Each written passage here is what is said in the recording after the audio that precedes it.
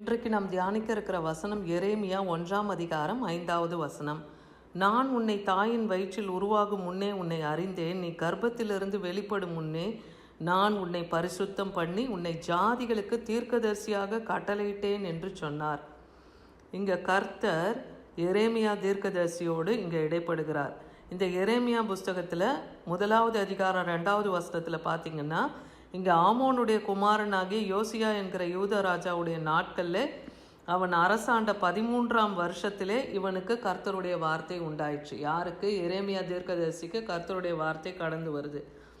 அவர் யோசியாவின் குமாரனாகிய யோயாக்கிம் என்கிற யூதா ராஜாவுடைய நாட்களிலும் யோசியாவின் குமாரனாகிய சிதேக்கியா என்கிற யூதாவின் ராஜாவின் 11ஆம் வருஷம் முடியும் மட்டும் எருசலேமிலே 5 மாதம் சிறைப்பட்டு போகும் வரைக்கும் கர்த்தருடைய வார்த்தை அவனுக்கு உண்டாயிற்றுன்னு பார்க்குறோம்.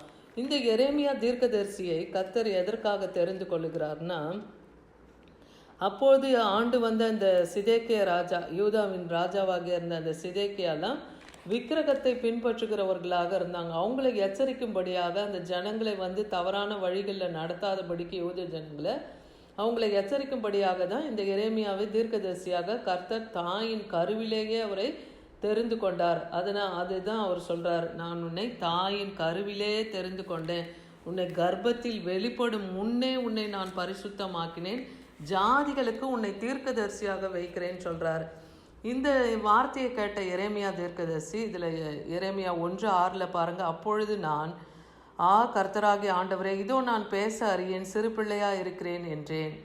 அப்போது இவரை தீர்க்கதரிசியாக வச்சு ராஜாக்களுக்கு முன்பாகவும் ஜனங்களுக்கு முன்பாகவும் பேசும்படியாக கர்த்தர் இவரை அழைத்திருக்க. ஆனால் இவரோ நான் சிறு பிள்ளையாக இருக்கிறேன்னு எரேமியா தீர்க்கதரிசி சொல்லுகிறத பார்க்குறோம். அப்போ கர்த்தர் சொல்கிறாரு, நான் சிறு பிள்ளை என்று நீ சொல்லாதே, நான் உன்னை அனுப்புகிற எல்லா இடத்திலும் நீ போய் நான் உனக்கு கட்டளையிடுகிறவைகளை எல்லாம் நீ பேசுவாயாக. அப்போ தீர்க்கதரிசியின் வாயாக தேவனுடைய வார்த்தை அவருக்குள்ளே இருக்கிறதுன்னு பார்க்குறோம். அப்போ எந்த எல்லையில் அவர் அனுப்புகிறாரோ அந்த எல்லையில் போய் கர்த்தரை குறித்து அவர் பேசணும் என்பது தான் தேவ சித்தமாக இருக்குது. நீ அவர்களுக்கு பயப்பட வேண்டாம்.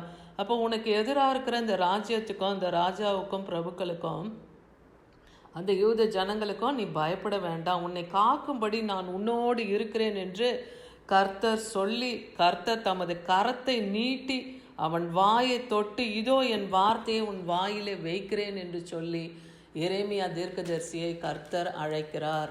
ஒரு தீர்க்கதரிசியாக அவர் அழைக்கும் போது அவனுக்கு என்னென்ன அதிகாரத்தை கொடுக்கிறார்னா, இதே எரேமியா 1:10 பாருங்கள், பிடுங்கவும் இடிக்கவும் அழிக்கவும் கவிழ்க்கவும் கட்டவும் நாட்டவும் உன்னை இன்றைய தினம் ஜாதிகள் மேல் ராஜாக்களின் மேலும் ஏற்படுத்தினேன் என்று கர்த்தர் என்னுடனே சொன்னார். அப்போ எந்த ஒரு காரியத்தையும் அதை பார்க்கவும் அதை பிடுங்கி எடுத்து போடவும் கட்டவும் நாட்டவும் அழிக்கவும் எல்லா அதிகாரத்தையும் இந்த தீர்க்கதரிசியான எரேமியாவுக்கு கர்த்தர் கொடுக்கிறார். அவன் வாயிலே அவருடைய வார்த்தையை வைக்கிறார்னு பார்க்குறோம். அப்போது இன்றைக்கு யாரை கர்த்தர் அழைக்கிறார், யாரை கர்ப்பத்திலே அவர் தெரிந்து கொள்ளுகிறார், யாரை அவர் தீர்க்கதரிசியாய் வைக்கிறார் அப்படின்னு பார்க்கும்போது வேதத்தில் அநேகரை குறித்து பார்க்குறோம். இதில் தாவீதை குறித்தும் சொல்லப்படுது. சங்கீதம் 139:16 பாருங்கள், என் கருவை உம்முடைய கண்கள் கண்டது, என் அவயங்களில் ஒன்றாகிலும் இல்லாத போதே அவைகள் அனைத்தும் அவைகள் எல்லாம் உருவேற்கப்படும் நாட்களை எல்லாம் அது புஸ்தகத்தில் எழுதியிருக்கிறதேன்னு சொல்லி தாவீது சொல்கிறார். அப்போ இன்றைக்கும் நாமும் உருவாகிறதுக்கு முன்னே, இந்த உலகம் தோன்றுவதற்கு முன்பாகவே தேவன் நம்மையும் முன்குறித்து அழைத்து அறிந்திருக்கிறார் இல்லையா? அழைத்து நம்மை அறிந்திருக்கிறார். அவர் அழைக்காமல் நாம் அவருடைய ஊழியத்தை செய்ய முடியாது. அவர் அழைக்காமல் நாம் அவரை தெரிந்து கொள்ள முடியாது. அவரை ஒருத்தர் சொல்லாமல் நாம் அவருடைய காரியங்களை அறிந்து கொள்ள முடியாது. அதுக்காக தான் ஜாதிகளிலே தேவன் ஒரு தீர்க்கதரிசிகளை எழுப்பியிருக்காருன்னு பார்க்குறோம். ஏசாயா 49:1 பாருங்கள், தீவுகளே எனக்கு செவி கொடுங்கள், தூரத்தில் இருக்கிற ஜனங்களே கவனியுங்கள், தாயின் கர்ப்பத்தில் இருந்தது முதல் கர்த்தர் என்னை அழைத்து நான் என் தாயின் வயிற்றில் இருக்கும்போது என் நாமத்தை பிரஸ்தாபப்படுத்தினார். இங்கே யாக்கோபை குறித்து சொல்லப்படுது. அவர் என்ன பண்ணார், அவருடைய தாயின் வயிற்றிலே அவரும் ஏசாவும் பிள்ளைகளாக இருக்கும்போது ஒருவரோடு ஒருவர் மோதிக்கொள்கிறாங்க இல்லையா? அப்போ அது என்னவா இருக்கும்னு சொல்லிட்டு ரெபேக்கால் தேவனிடத்தில் விசாரிக்கும் போது 2 ஜாதிகளை, பெரிய ஜாதிகளை நான் எழுப்புவேன்னு சொல்கிறாரு இல்லையா. அதில் யாக்கோபின் சந்ததியை கர்த்தர் இஸ்ரவேலர்களாக அவங்கள பெருக பண்ணுறாரு. அவங்கள ஆசீர்வதித்து பெருக பண்ணுறாரு. அந்த இஸ்ரவேலின் நாமத்தை தேவன் பிரஸ்தாபப்படுத்துகிறத பார்க்குறோம். அப்போது தேவன் யாரெல்லாம் முன்குறித்து அழைத்து இருக்கிறாரோ அவர்களுடைய நாமத்தை அவர் பிரஸ்தாபப்படுத்துகிறவராக இருக்கிறார். ஏன்னா அழைத்த தேவன் உண்மையுள்ளவர்.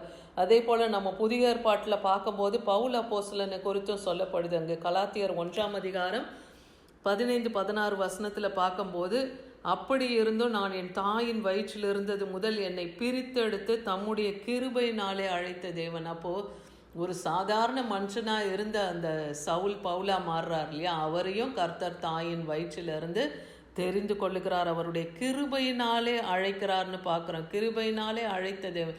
தேவன் தன் கிருபையினாலே அழைக்கலைன்னா அவருடைய ஊழியத்தை ஒருவராலும் செய்ய முடியாது இல்லையா. அவர் தம்முடைய குமாரனை நான் புறஜாதிகளிடத்திலே சுவிசேஷமாய் அறிவிக்கும்படி, அப்படின்னா என்ன, பிதாவாகிய தேவனுடைய ஒரே பேரானவரான கிறிஸ்துவை அறிவிக்கும் பொருட்டே பவுல் அப்போஸ்தலன் தெரிந்து கொள்ளப்படுகிறார் தாயின் வயிற்றிலேயே இல்லையா. அவர் நான் இதை மாம்சத்தோட ரத்தத்தோட நான் இதை யோசிக்கலன்னு சொல்கிறார். ஏன்னா இதுக்கு முந்தின வசனங்களை நீங்கள் வாசித்து பார்த்தீங்கன்னா, இதே பவுல் சவுலாக இருக்கும்போது யூத ஜனங்களை துன்பப்படுத்தினார் இல்லையா. தேவனுடைய ஜனங்களை துன்பப்படுத்தினார். அநேக பாடுகளுக்குள்ள அவங்களை அடித்து துன்பப்படுத்தி சிறைப்படுத்தினார்னு பார்க்குறோம். ஆனால் எப்போ பவுல் அப்போஸ்தலனை கர்த்தர் தொட்டாரோன்னு, அவரை தொட்டு என்ன சொல்கிறாரு, நீ துன்பப்படுத்துகிற கிறிஸ்து நானேன்னு சொல்கிறார். முள்ளுகளில் உதைக்கிறது உனக்கு நியாயமானு கேட்குறாரு இல்லையா. அப்போது இயேசு கிறிஸ்து அவரை தொடும்போது அவர் ரட்சிக்கப்படுகிறார் அங்கே இல்லையா. அதுக்கு பிறகு ஆண்டவராக இயேசு கிறிஸ்துவனுடைய அந்த சுவிசேஷத்தை அவர் எல்லா தேசங்களிலும் அவர் அறிவிக்கிறத பார்க்குறோம். சங்கீதம் 71:6, நான் கர்ப்பத்தில் உற்பவித்தது முதல் உம்மால் ஆதரிக்கப்பட்டேன், என் தாயின் வயிற்றிலிருந்து என்னை எடுத்தவர் நீரே, உம்மையே நான் எப்பொழுதும் துதிப்பேன்.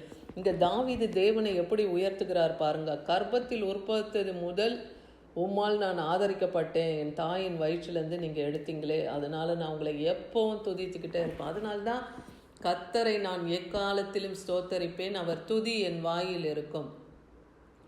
ஏன்னா 8 பிள்ளைகள் அவங்க தாய் தகப்பனுக்கு பிறந்து 8வது பிள்ளையான இந்த தாவீது எல்லாரும் அற்பமாய் நினைச்சாங்க. ஆடுகளுக்கு பின்னாக ஆடுகளை மேய்க்கிறவராக அவங்க தகப்பன் அவரை விட்டு வைத்திருந்தார் இல்லையா. ஆனால் மற்ற பிள்ளைங்களையோ ராஜாவுடைய சேனையில் அவங்க படையில் இருந்ததை பார்க்குறோம். அப்போ அற்பமாய் எண்ணப்பட்ட அந்த தாவீது கர்த்தர் ராஜாவாய் இஸ்ரவேல் யூத ஜனங்களுக்கு உயர்த்தும் போது அப்போ அந்த மகத்துவத்தை அவர் அறிகிறார். அதான் சொல்கிறார், கர்ப்பத்திலே நான் உருவாக்க முன்னாடி என்னை நீங்கள் ஆதரிச்சிங்களே, அதனால உங்களுடைய நாமத்தை நான் எப்போதும் துதிப்பேன்னு சொல்கிறாரு. இதே போல் ஏசாயா 44:2 பாருங்கள், என் தாசனாகிய யாக்கோபே, நான் தெரிந்து கொண்ட யெஷூரனே, நீ பயப்படாதேன்னு இன்றைக்கும் கர்த்தர் நம்மை குறித்தும் சொல்லுகிறார். ஏன்னா ஆவிக்குரிய இஸ்ரவேல் ஜனங்களாகிய நாம் கர்த்தரை நோக்கி நாம் விசுவாசிக்கும் போது எந்த ஒரு காரியத்தை குறித்தும் நம்ம பயப்பட வேண்டாம். ஏன்னா தேவன் நம்மையும் தெரிந்து கொண்டு இருக்கிறார் இல்லையா. அதனால தான் கர்த்தருடைய வார்த்தை இன்னைக்கு ஒவ்வொருத்தரும் கேட்க முடியுதுன்னா அது தேவனுடைய சித்தம், அவருடைய கிருபை. யாத்திராகமம் 33:17 பாருங்கள், இங்கே மோசேவை குறித்து சொல்லப்படுது. கர்த்தர் மோசேயை நோக்கி, நீ சொன்ன இந்த வார்த்தையின்படியே செய்வேன், என் கண்களிலே உனக்கு கிருபை கிடைத்தது, உன்னை பெயர் சொல்லி அழைத்து அறிந்திருக்கிறேன். மோசேவையும் இஸ்ரவேல் ஜனங்களுக்கு தீர்க்கதரிசியாக கர்த்தர் தெரிந்து கொண்டு எகிப்திலே ஆலோட்டிகளினாலே துன்பப்படுத்தப்பட்ட இஸ்ரவேல் ஜனங்களை வழிநடத்தி அவர் வாக்குரைத்த கானானுக்கு அவர்களை கொண்டு போக கர்த்தர் மோசேவை அழைத்தார்னு பார்த்தோம். அந்த அழைக்கும் போது மோசேவுக்கு கர்த்தருடைய கண்களில் கிருபை கிடைத்தது, அதனால தான் அவரை பெயர் சொல்லி அழைக்கிறார். ரோமர் 1:1 பாருங்கள், இயேசு கிறிஸ்துவின் ஊழியக்காரனும் அப்போஸ்தலனும் ஆகும்படி அழைக்கப்பட்டவனும் தேவனுடைய சுவிசேஷத்துக்காக பிரித்தெடுக்கப்பட்டவனாகிய பவுல்னு சொல்லப்படுது. அப்போ அப்போஸ்தல ஊழியம் ஒருவரை கர்த்தருக்கென்று உருவாக்கி ஒரு எல்லைக்கு அனுப்பி சுவிசேஷத்தை அறிவிக்க வைக்கிறது தான் அப்போஸ்தலர்கள் இல்லையா. அப்படிப்பட்ட அப்போஸ்தல ஊழியத்துக்கு பவுலை தேவன் அழைக்கிறார், சுவிசேஷத்துக்காக அவரை பிரித்தெடுக்கிறார்னு பார்க்குறோம். எபேசியர் 4ஆம் அதிகாரம் 11-12 பாருங்கள், மேலும் நாம் அனைவரும் தேவனுடைய குமாரனை பற்றும் விசுவாசத்திலும் அறிவிலும் ஒருமனப்பட்டவர்களாகிய கிறிஸ்துவினுடைய நிறைவான வளர்ச்சியின் அளவுக்கு தக்கதாக பூரண புருஷராகும் வரைக்கும்.